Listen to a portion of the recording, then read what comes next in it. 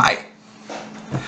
This is a video answering the question, what is the self-transformative tarot? So, it's within the lineage of the practice of Alexander Jodorowsky. I had the privilege of being trained by a student of his.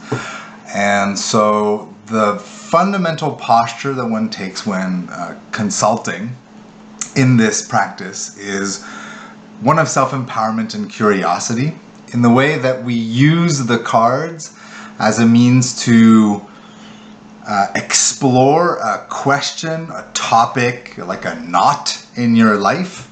Essentially, it's like an unresolved question that you want more perspective on.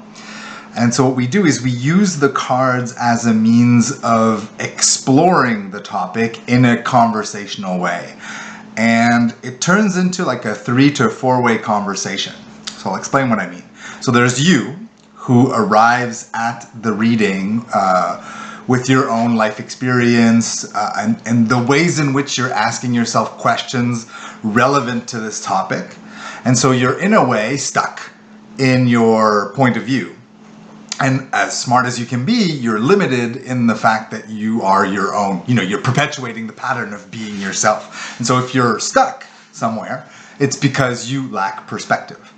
And so you arrive at the table with this desire for new perspective. And one of the things that you get is my perspective, right? So I bring my own life experience and the way I'm going to ask questions with the cards that are going to come up and so on. The third perspective is the cards themselves. So according to Jodorowsky's study of the tarot,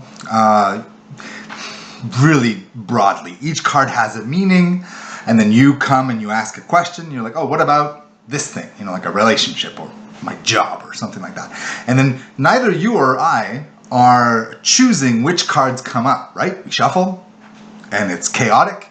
And so each card is sort of an aspect of the human experience. So it's a way of asking yourself a question about, oh, have you thought about this aspect of this topic? So if the card asks you about financial relationships, like what about the people in your life with who you share wealth? So it's like, okay, well, how are these people relevant to that question? And since neither you or I are controlling these prompts, these invitations to ask more questions, we both get surprised. And so because of the shuffling, we both get challenged to find new and interesting angles relevant to this question. Extremely convenient, given that you want new perspective, and then even I don't need to come up with the propositions like, have you thought about this? We shuffle, and then the cards are going to ask us a bunch of interesting questions. And so one of the things to keep in mind when consulting like this is, one, the cards are not necessarily correct. I don't come at this with a presumption that like angels or gods are helping us pick the right cards and that the universe will be right about what. It is shocking as a practitioner the degree to which the cards end up being meaningful, but at the same time we're sense-making creatures. We just love things that make sense. So we tell ourselves stories, we come up with cards and we're like, oh, these are the right cards. Who knows? If it would have been different cards, maybe it would have made sense also.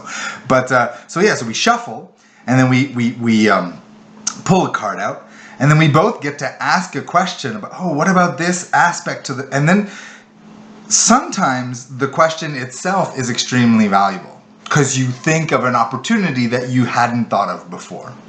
But other times, just the simple fact of challenging your habitual thinking sort of massages your psycho-rigidity and opens up a door towards a new question, which isn't the card and isn't me and it isn't you. It's like it comes up out of these three things, which is like, oh, look, none of us had thought about this before. And then it opens up new paths, which are hopefully interesting and helpful. And so my experience with doing this, I've been doing this for about 10 years now, maybe even more, is that people who arrive within the consultation space, truly disposed to learn new things or to try on new perspectives, will find something meaningful in the time that we have together.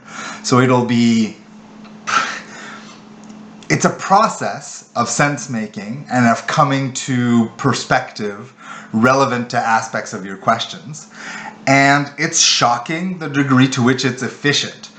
And so I said that there's like 3 to 4 sort of people or authorities in the consultation. There's you, there's me, there's the cards.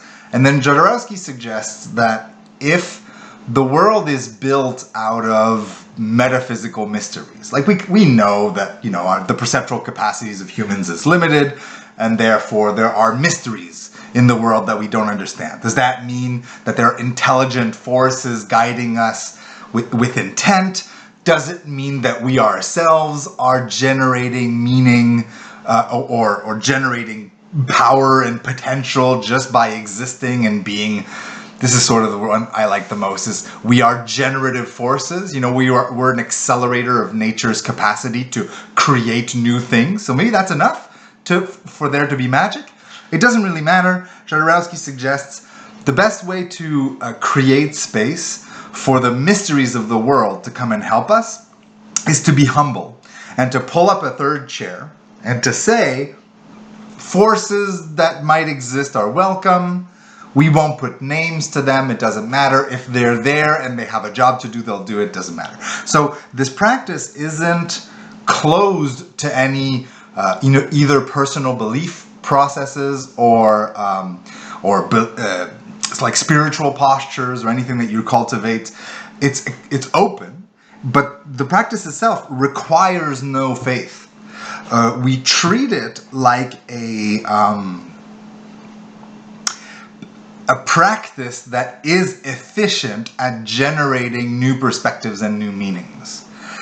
And so by engaging with it fully and knowing that it's a tool that generates cool perspectives relevant to questions we're asking ourselves, it's enough. And then the magic happens anyways. It's like so you don't need to say, oh, the cards are right and they're telling you your future. And so there's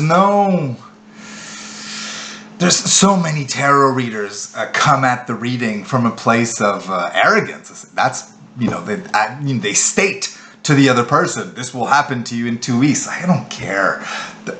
I'm not here to do divinatory tarot. I'm not interested in telling you your future. I'm interested in creating a space, a conversational space between you and me, where we can have a conversation about a subject in your life that you want more perspective on, and then that conversation being empowered by the cards so as to help us come up with better perspectives for your issue. So when I say, the reason why I chose the language of self-transformative is because I want us to own the power of sense-making. It is our life. These things are relevant to our lives. And it's not to give up the power to external forces if there's any such things that are around and doing some work. It's to focus on the part that's us taking care of ourselves and give us as much capacity as possible to navigate the complexities of the world, So, yeah, that's my answer. Hope that's interesting. If it is, reach out and I'll, we'll schedule something and have a conversation. Cool.